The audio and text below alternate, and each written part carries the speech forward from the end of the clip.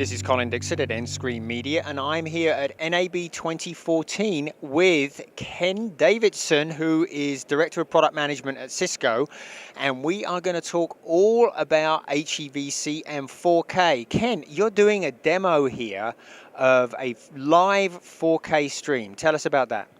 So, Colin, I appreciate the opportunity here. We're actually backcalling from a Time Warner studio in New York. We believe it's one of the first to actually 4K P60. We have live studio feed. It's coming back over the Time Warner network and actually being delivered into our booth, and also to the Sony booth as well. So you know, it's tremendous picture quality. So tell us a little bit about how you're doing that. Is that a software encode that you're doing there, or is it hardware? How's it being brought in? Okay, so we actually have a software encoder actually based in New York. So we get the feed, we actually do the software encode, and then we actually backhaul it. You know, the actual encode bandwidth is between 15 and 20 megs. So across the US to actually Las Vegas here. And so what's the difference between the software and the hardware? I guess hardware is a little bit behind the software encode at the moment for HEVC and 4K? Yeah, the nice thing about software is that it gives us tremendous speed to market, time to market, etc. So we actually control our own destiny with our software codec. And what we've been able to do here is really push the envelope and get to 4K P60. Again, optimized for high movement, sports content, etc. And very, very fast. Now, in terms of the hardware, we're running typically a quarter to two behind, and it will be rolled out in the rest of our hardware portfolio as well.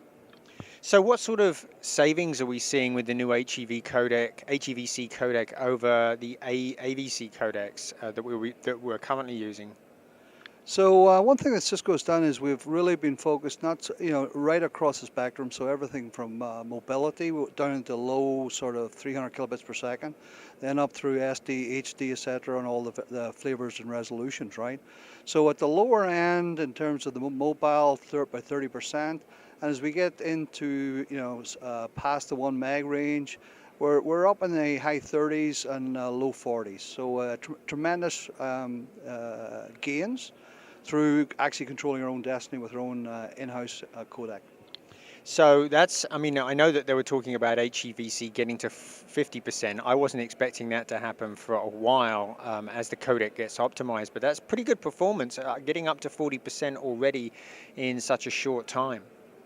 Yeah, we have really, again, it is very important that you control your own destiny, and it's not just the codec, but also rate control, pre-filtering, etc. So really building a overall encoding platform that addresses the challenging content that is going to be sort of needed for this marketplace. When do you expect operators to actually start delivering a broadcast stream of 4K? Because right now, all the conversation is about the delivery is going to happen online first, and it sure looks like, with House of Cards from Netflix and Amazon committing to do it this year, that they're sort of the online delivery is ahead of the game. So when do you think the operators are going to jump in, and what's going to be the big catalyst? I would say that sport. It's got to be sport, and it's got to be something with a very significant appeal across multiple countries, etc. Something like, clearly the World Cup is on everybody's mind. It'll drive, in our view, TVs and the infrastructure that will need to be in place for the World Cup. But I would see for an earlier adopter, say sports, soccer, like the UEFA Cup final, which is around at this time next year.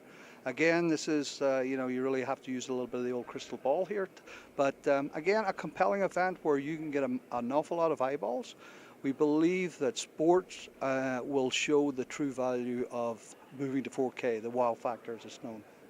So all we have to do is wait for hardware to get out there so that people can actually watch it, right?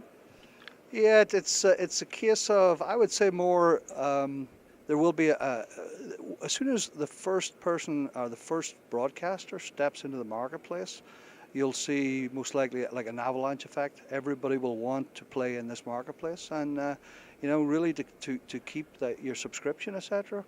Everybody will have to fall in line, and hopefully that ripples down into infrastructure sales. Well, I know I was just in Korea, and the Korean television makers are really, really keen on 4K, just like you're really keen on infrastructure sales. So they're all banking on that. Absolutely. Anyway, Ken, look, have a great show. Okay, many thanks. Thanks. Appreciate it. This has been Colin Dixon with nScreen Media.